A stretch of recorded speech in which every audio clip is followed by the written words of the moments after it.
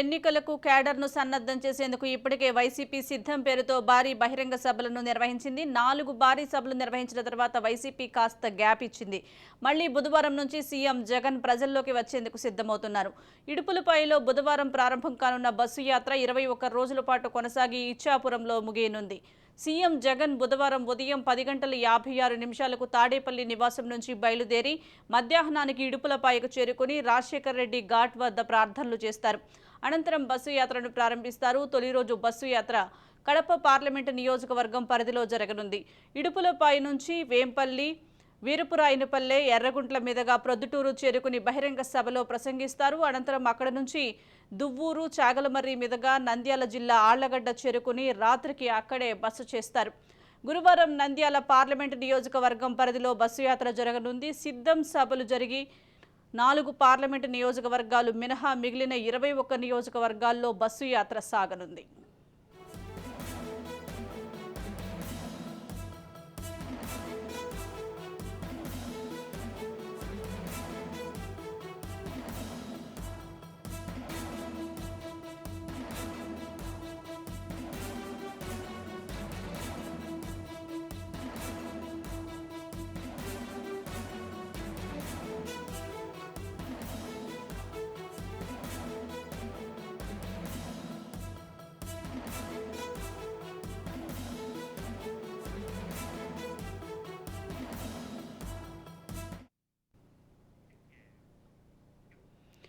AP CM Jaganmohan Reddy రేపటి నుంచి bus యాత్రలు చేయనున్నారు. దీనికి సంబంధించి మరింత సమాచారం మా ప్రతినిధి సుదర్శన్ అందిస్తారు. సుదర్శన్, చెప్పండి. రేపటి నుంచి 21 రోజుల పాటు సీఎం జగన్మోహన్ రెడ్డి బస్సు యాత్రలు చేయనున్నట్టుగా తెలుస్తోంది. ఎవరెవరు పాల్గొబోతున్నారు? అప్డేట్స్ ఏంటి? ఏపీలో ప్రస్తుత రాజకీయ వాతావరణము ఒక 2-3 రోజులుగా స్తబ్దుగా ఉందని చెప్పవచ్చు. ఎందుకంటే ఎన్నికలకు ఇంకా 52 రోజులు సమయం ఉండడంతో ఇంకా కూటమి పార్టీకి సంబంధించి అభ్యర్థులు పూర్తి స్థాయిలో తేలకపోవడంతో ప్రచారంలో ఆల్రెడీ ఉన్న వాళ్ళు కూడా చాలా నెమ్మదిగానే ప్రచారం చేసుకుంటూ ఉన్నారు. అయితే రేపటి నుంచి అధికార పార్టీగా ఉన్నటువంటి వైసీపీ తన ప్రచార పర్వాన్ని మొదలుపెట్టబోతోంది. ముఖ్యంగా ఆ పార్టీ అధినేత జగన్మోహన్ రెడ్డి బస్సు యాత్ర ద్వారా ప్రజల్లోకి రాబోతూ ఉన్నాడు.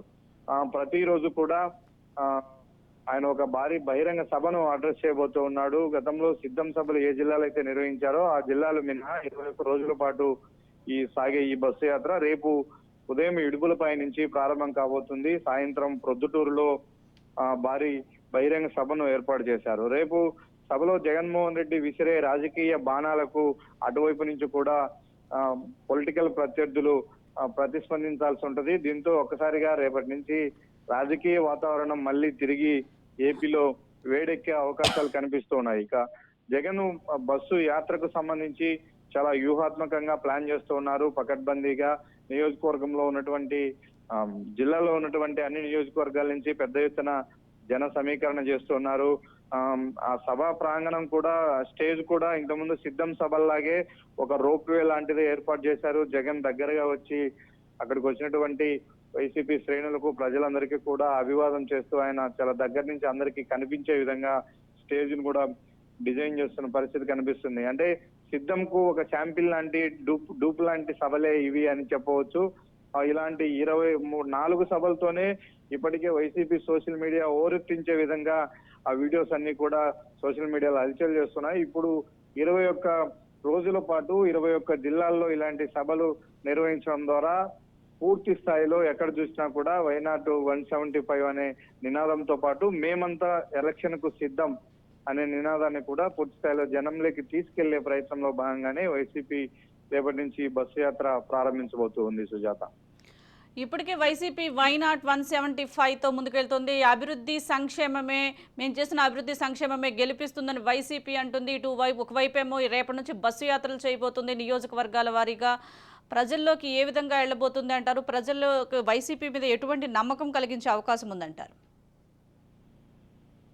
నమ్మకం అంటే వాళ్ళు చెప్తున్నది ఒకటే, గడప గడపకు కూడా గతంలో ఒక ఇంటికి వెళ్తే ఎమ్మెల్యే ప్రజాప్రతినిధి ఆ ఇంట్లో వేయే పథకాల ద్వారా ఎంతమందికి లబ్ధి కలిగింది, ఓవరాల్ గా టోటల్ వేసి ఒక 4 లక్షలు, 2 లక్షలు, లేకంటే 1,50,000 రూపాయలు ప్రభుత్వం నుంచి నేరుగా ఆర్థిక సాయం మీ కుటుంబానికి అందింది, ఈ పథకాల ద్వారా మీరు లబ్ధి పొందారు అని ఇప్పటికే ప్రతి గడపకు వెళ్లి వైసీపీ చేసినటువంటి సంక్షేమ పథకాలను వివరించారు. ఇక గడప గడపలో వాటిని వివరిస్తూనే అక్కడ ఉన్నటువంటి స్థానిక సమస్యలను ప్రజాప్రతినిధులు తెలుసుకునే ప్రయత్నం చేశారు. వాటికి ఆ సమస్యలను పరిష్కరించడం కోసం ముఖ్యమంత్రి హోదాలో CM Jaganmohan Reddy separate funding కూడా ఇచ్చాడు కొన్ని నియోజకవర్గాల్లో. గడప గడపకు వచ్చినటువంటి కంప్లైంట్స్ రెక్టిఫై చేయడం కోసం ప్రత్యేక నిధులను కూడా కేటాయించారు. వాటిలో కొన్ని పనులు కూడా ఎమ్మెల్యేలు చేశారు. ఇప్పుడు అభివృద్ధి విషయంలో కూడా అక్కడక్కడ జరుగుతున్నటువంటి చర్చ. వైసీపీ చెప్తున్నది ప్రతి గ్రామంలో కూడా హాస్పిటల్స్ బాగయ్యాయి, స్కూల్స్ బాగు చేశాము, సచివాలయాలను ఏర్పాటు చేశాము, వాటి ద్వారా పరిపాలన సులువైంది, ప్రజలందరూ సంక్షేమ పథకాలను ఈజీగా అందుకునే విధంగా వాలంటరీ వ్యవస్థను నిర్మించాము, సచివాలయ వ్యవస్థను తీసుకొచ్చాము అని ఇటువైపు అభివృద్ధి గురించి కూడా చెప్పబోతూ ఉంది. వీటన్నిటికంటే కూడా ఇప్పుడు వస్తున్నటువంటి స్కీమ్స్ ను వివరించడంతో పాటు ప్రజలతో కొంతమంది ప్రజా సంఘాల నేతలతో కూడా ఇంటరాక్ట్ అయి ఇంకా ఏం చేస్తే బాగుంటుంది, ఏ వర్గాలకు ఇప్పటి వరకు వైసీపీ దగ్గర కాలేకపోయింది, ఆ వర్గాలకు కూడా ఈసారి దగ్గర అవ్వాలంటే ఇంకేం చేయాలి అనే కోణంలో ఇప్పటికే వాళ్ళు ప్రణాళికను సిద్ధం చేసుకుని ఉన్నారు. దానికి సంబంధించినటువంటి మేనిఫెస్టో రూపకల్పనలో కూడా వైసీపీకి సంబంధించినటువంటి ముఖ్య నాయకులందరూ కూడా తలమునకలయ్యారు. రేపు ఉగాది రోజున వచ్చే ఆ మేనిఫెస్టోతో ఒక్కసారిగా వైసీపీ ప్రచారానికి మరింత ఊపు వచ్చే అవకాశం ఉంది. చెప్పిన మాట చెప్పినట్టు పోయినసారి చెప్పినటువంటి మేనిఫెస్టోను అమలు చేశాం కాబట్టి ఈసారి మా మేనిఫెస్టోని 5 ఏళ్ల పరిపాలనను ముందే ప్రజలకు ఇంట్రడ్యూస్ చేస్తుంది. ఈ మేనిఫెస్టోలో ఒక అంశాన్ని చేర్చామంటే రాబోయే 5 ఏళ్లలో మాకు అధికారం వస్తే ఖచ్చితంగా చేస్తారు అనే ఒక నమ్మకాన్ని ప్రజలకు మరోసారి కల్పించే విధంగానే ఈ వైసీపీ ప్రచారం అంతా కూడా జరగబోతూ ఉంది. Sujatha. Right, thank you Sudarshan.